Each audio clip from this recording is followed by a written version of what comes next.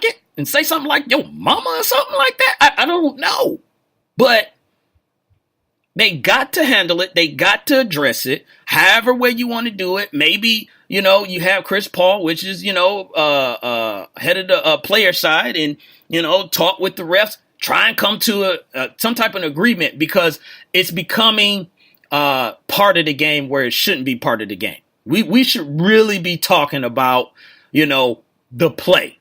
Who made the plays? Who didn't? Who was clutch? Who, made the necessary adjustments? Not, who got in the argument this time? What ref got caught up in his feelings? What player got caught up in his feelings? Who trying to embarrass who? And then now, what kind of questions are players going to have to answer after, the game or anything? I mean, we had James Harden, because one ref got hurt. He's complaining about having two refs in a game that they blew by 26 points. They were up by 26. I don't want to hear that. I don't want to hear nothing about the refs. I don't want to hear nothing about the players. So this summer, obviously they said something. I think they were saying something. Maybe they'll, get together for, All-Star break, whatever. Just fix it. It's grown men complaining like little babies. That's how I look at it. Let me just say that. Just fix it. Just whatever it is that you need to do. Refs, get on your side. Hey, this is what y'all do. Boom, boom, boom. Players, hey, this is what y'all do. Boom, boom, boom. And work it out. Because I'm tired of seeing stuff about the refs. I don't know. I know rarely any of their names, as it should be. And that's how it should be. And then we shouldn't be talking about interactions between the refs and the players. But it's getting crazy. It's getting definitely crazy. Now we're going to move back into football, and we're going to stay local here with the Atlanta Falcons, who just recently lost to the Philadelphia Eagles. So their run back to the Super Bowl is over. But at this point, now the big question is, with the Falcons is, what's going to happen next with Steve Sarkisian? And will he be around? Now, the Falcons have said they're going to keep Sarkisian around. Falcon fans may not like that. I've been thinking about, what's the best move for the Falcons? Do you go get another offensive coordinator, or do you keep him, or how this works? And a few things went through my head, when I was going through this. And if you got any comments, definitely put it into the Wait a Minute Show chat room with your man Jelani JB Bodie.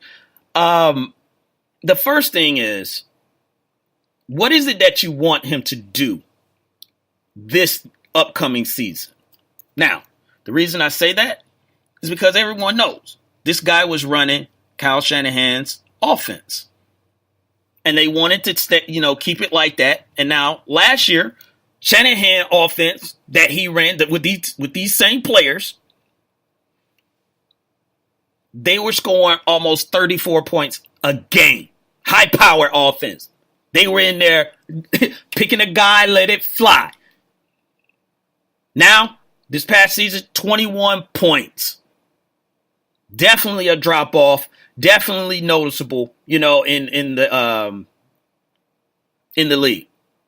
I think they were middle of the pack. They were 15th in offense. So, do you want this guy to still run Shanahan's offense? Or are you going to let him incorporate some of his own offense? These are just the questions that I'm asking, to try and come to a conclusion and try and figure out, where the Falcons could go, with the situation. Now, I was having a conversation with one of my friends on this, and I was saying, well, hey, maybe we can look at it this way. Now, a loss is a loss, and all that stuff. But, there is some facts to some of these situations. When Kyle Shanahan got there his first year with the Falcons, Matt Ryan struggled. And his second year was the year, that they had the 34 points a game. And everyone was talking about he's had an extra year. He's figured it out. He knows what to do now, and he understands it, better. Is it the same thing? Is it the same thing for Steve Sarkisian. Will he understand this offense a lot better year 2 if you keep him around? I don't know. But the other thing is, though, how much of this offense is they letting Matt Ryan call on his own? Because I'm just thinking, if you got Matt Ryan, this is his 3rd year in the offense, I would think that he knows this thing in and out, and maybe you give him a little bit more leeway to check in and check out. I don't know what his leeway is into that, but it just seems like at times Matt is running the play that they are telling him to run instead of him just saying, you know what, Willie Beeman, I'm about to check out of this and do me, and get us where we need to get. So those are questions I think that are legitimate. Will he pick it up in year 2 to catch up with everyone else? And the other thing that they did not do this year that they did last year was spread the ball around. They did not spread the ball. I think Matt had touchdowns, to 13 different receivers when Kyle Shanahan was there. And that didn't happen this year. He didn't use Taylor Gabriel like he had been used. I don't know if maybe the defense is caught up, and snuffed out those plays. But these are things that you got to ask. And then the other thing, okay, let's say we get rid of him. I said we like I'm on the payroll. But let's say the Falcons get rid of him. Who's the next OC you're going to have coming in there? Are you going to have someone that was already on the roster and you're going to have them try and run Kyle's offense? Or are you going to go get someone else that have their own pretty good, and he's not coming here, but, an offensive person like Pat Shurmur or Josh Daniels or anybody else, that is considered a really good OC? Are you going to let them come in here and then start over? And now Matt has to learn a new offense, which may take time again. So I don't know. It's a tough situation. I'm more leaning towards letting him run it for the 2nd year.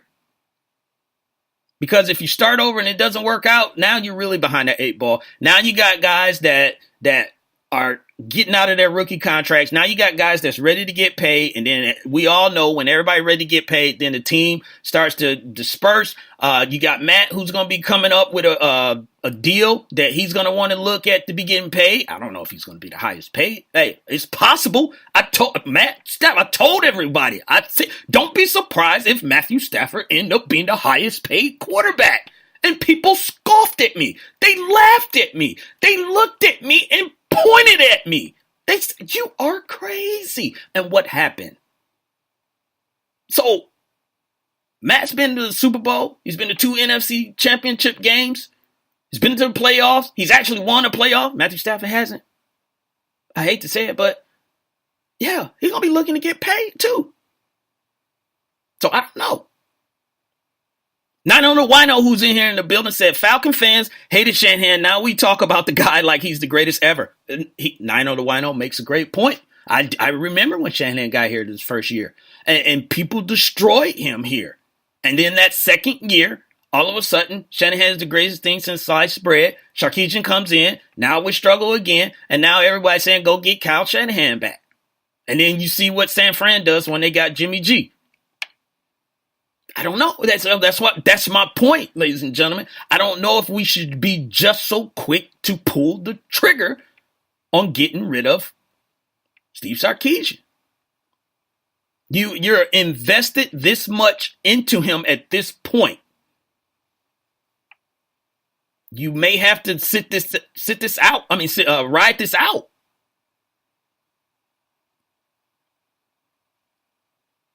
Matt Farrell brings up in the chat room, in the Wait a Minute Show chat room, he said Raheem Morris. Man, he brought up when the brother's born, man. People might run his credit on here, man. But is an American football coach who is currently an assistant coach and wide receiver coach for the Atlanta Falcons of the National Football League. He served as a head coach and defensive coordinator for the Tampa Bay Buccaneers of the NFL. So, Matt Farrell, are you suggesting this is who they maybe should look at?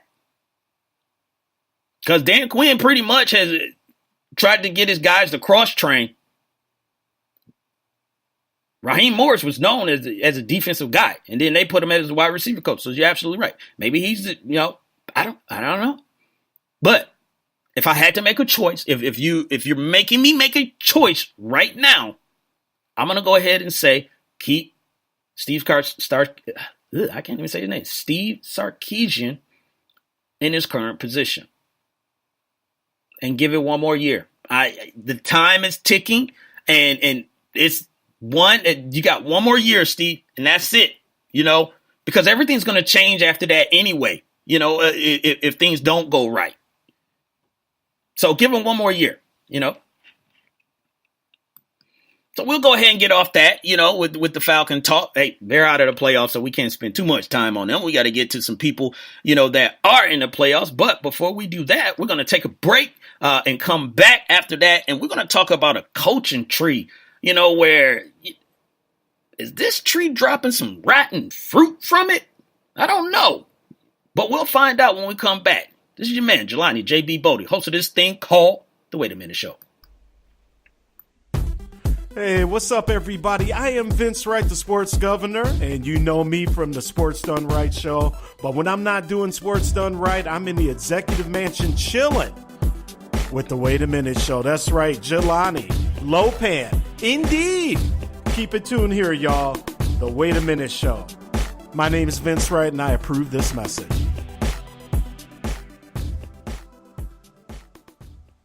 Yo, this is your boy Keith C from the Kicking It With Keith C show.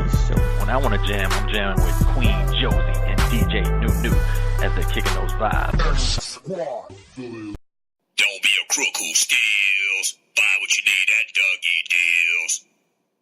DougieDeals.com. We don't take orders from super fools. We give them. Go give it to you. Any and all resistance will crumble. Nonsense. There's never been a threat Squad.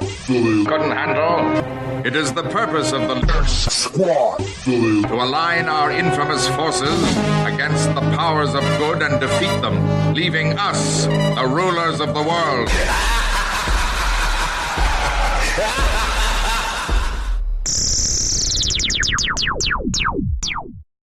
This is Key C from the Kicking It With Keith C show. on the newly rebranded Two Line Studios Radio Network. We will continue to bring you the hottest, most interesting guests and commentary in the areas of social, politics, culture, music, and more. Continue to tune in. Go give it to you.